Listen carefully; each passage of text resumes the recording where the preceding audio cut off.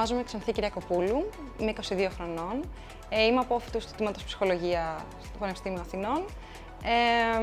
Έχω καστανά μαλλιά μεσαίου μήκους, ίσια, τα πρόσεξα. Φοράω ασημένια κοσμήματα, κολιέ και σκουλαρίκια. Φοράω ένα κολλητό καφέ μπλουζάκι και μία ανοιχτόχρωμη τζιν φούστα. Διαβάζω πολύ ποίηση, γενικά ασχολούμαι με την τέχνη, ασχολούμαι με το θέατρο, ασχολούμαι με τα ζητήματα τα αναπηρικά και τα ζητήματα προσβασιμότητας, το οποίο κιόλας ταιριάζει πολύ με τις σπουδές μου, το background μου, ως κι εγώ ανάπηρο άτομο. Η βλάβη μου ονομάζεται μευτική παράλυση, συγκεκριμένα έχω το τύπο ERP. Πρόκειται για μια επίκτητη βλάβη κατά τη διάρκεια της γέννας, της γέννησής μου. Ουσιαστικά έχω τραύμα στην αυγενική μοίρα του νοτιαίου μυελού. Συγκεκριμένα αυτό αντικατοπτρίζεται στο βραχιόνιο πλέγμα. Δεν μπορώ να κάνω κάποιες κινήσεις, έχω δηλαδή περιορισμένη κινητικότητα, κουράζομαι εύκολα, έχω αδυναμία. Το κύριο μου πρόβλημα είναι ότι έχω πόνο, έχω έντονο πόνο καθ' όλη τη διάρκεια της ημέρας μου, από πάντα και για πάντα. Είμαι επίσης δεξιόχειρας, οπότε η βλάβη μου στο δεξί χέρι. Η βλάβη μου έχει δώσει πολλά θετικά σημεία στη ζωή μου. Νομίζω το πιο σημαντικό είναι ότι έγινα μέλος σε μια πολύ όμορφη κοινότητα, η οποία έχει πάρα πολλούς ανθρώπους και πραγματικά είναι τρομακτικό ότι δεν έχω γνωρίσει ανάπηρο άνθρωπο που να μην έχει χιούμορ. Δηλαδή το χιούμορ που υπάρχει είναι συγκλονιστικό.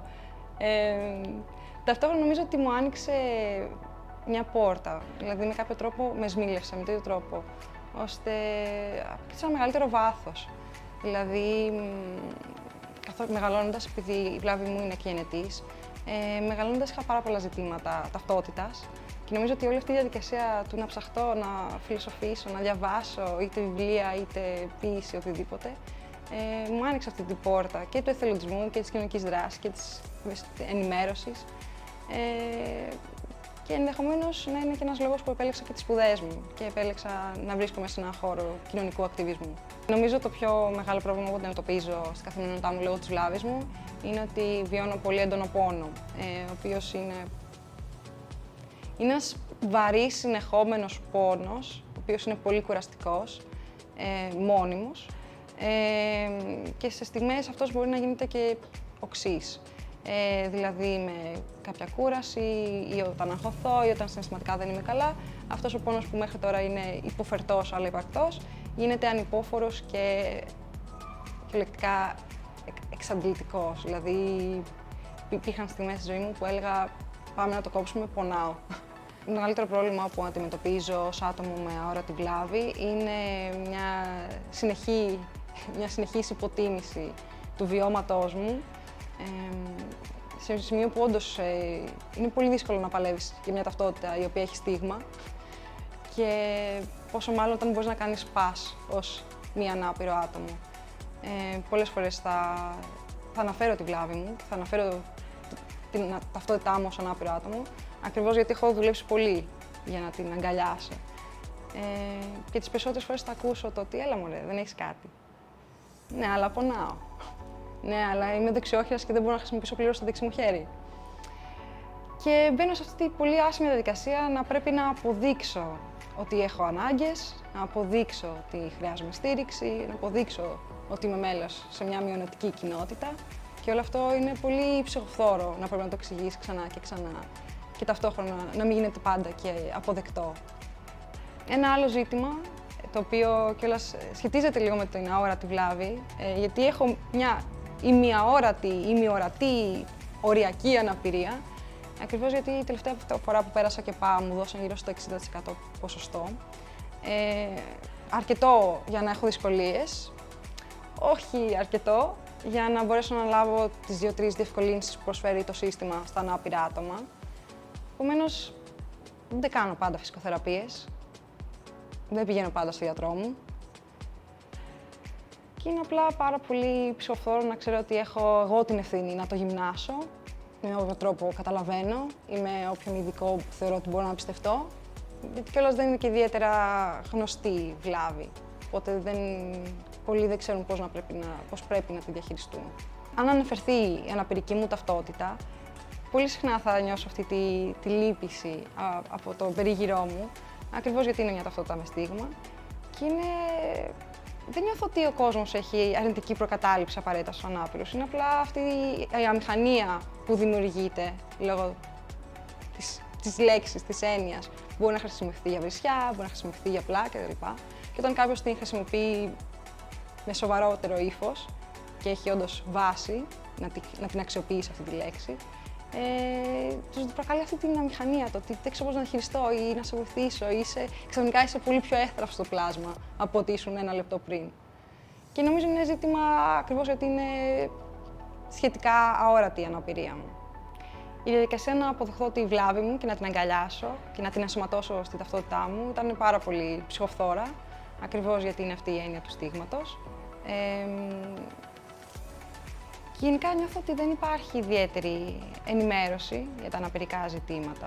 Επομένως, αν δεν έχεις 2-3 ξεκάθαρες βλάβες, οι οποίες έρχονται πρώτες στο μυαλό κάποιου, είναι πολύ εύκολο να πεις «εντάξει, δεν έχω και το τάδε, επομένως είμαι καλά, είμαι υγιής».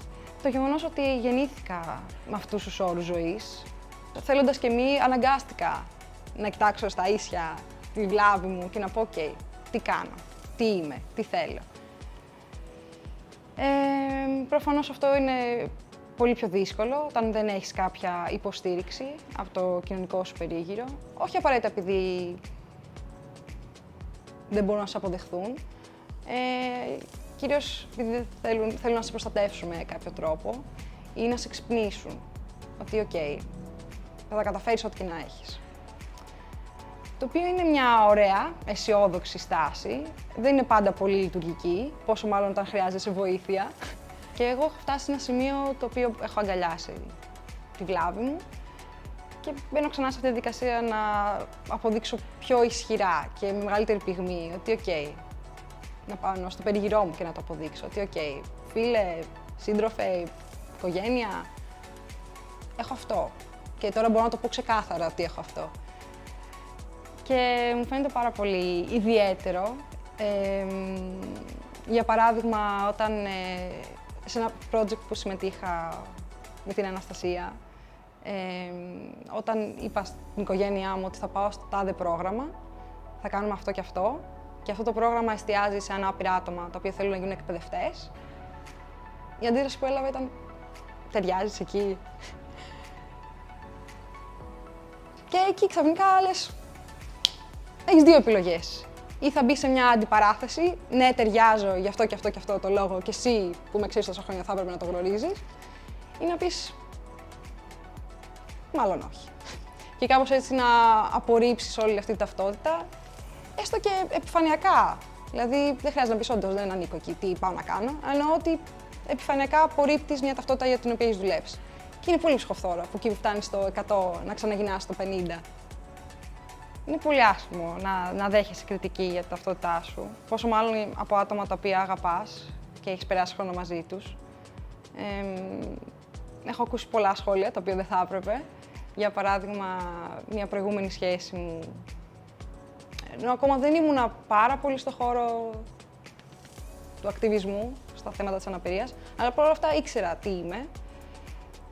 Το κάνω αυτό σαν παρένθεση γιατί δεν είχα την πυγμή να αντιδράσω όπως θα αντίδρωσα τώρα. Ελπίζω θα μπορούσα να αντιδράσω τώρα.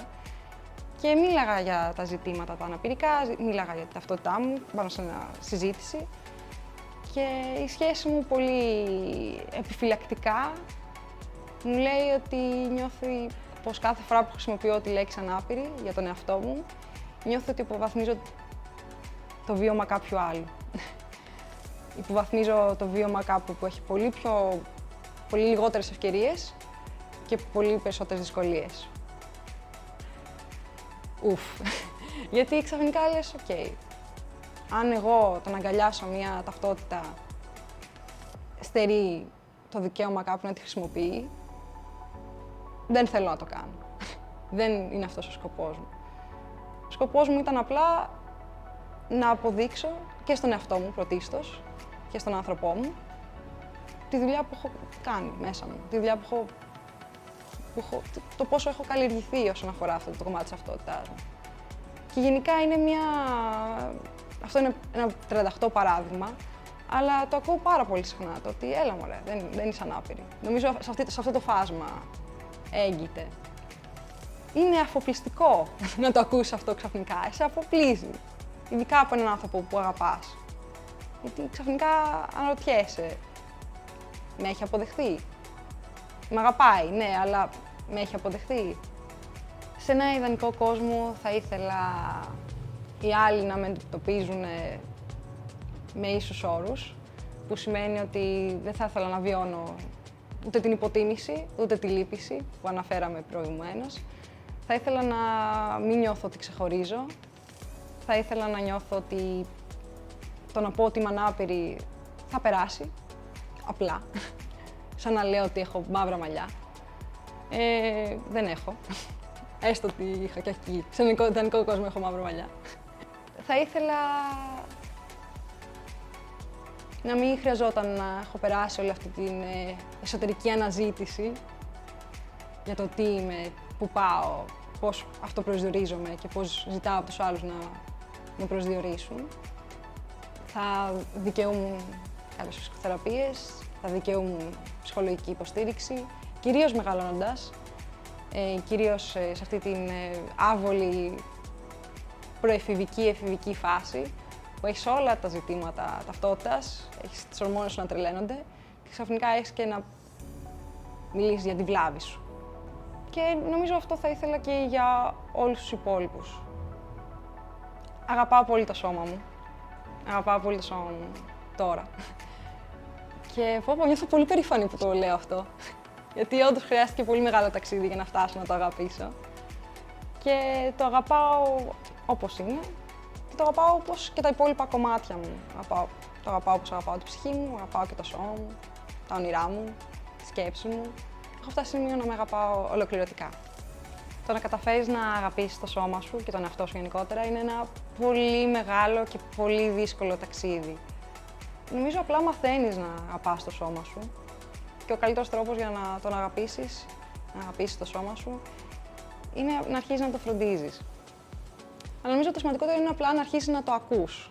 Κλείνοντας με τη συνέντευξη και τη φωτογράφηση, έχω να πω για εμένα. Ποια είμαι, πάω, τι κάνω. Οπότε θα το πάρω ξανά από την αρχή. Τι είμαι η Ξανθή, είμαι 22 χρονών, είμαι απόφοιτος τμήματος ψυχολογίας, έχω μευτική παράλυση, ανήκω στην αναπηρική κοινότητα. Μεγάλωσα με ζητήματα ταυτότητας, μεγάλωσα με απορίες για τον κόσμο, όχι απαραίτητα τον κοινωνικό. Νιώθω ότι είμαι ένα πολύ δραστήριο άτομο, ένα άτομο που θέλει να ζήσει, ένα άτομο που έχει βιώσει άσχημες καταστάσεις και απλά θέλει να τα αφήσει πίσω του και απλά να ζήσει. Ρε, ο Γρηγόρης με κοιτάει με ένα βλέμμα της κατά λέει αυτή. Και αυτή έλεγε για πόνους και γαμά.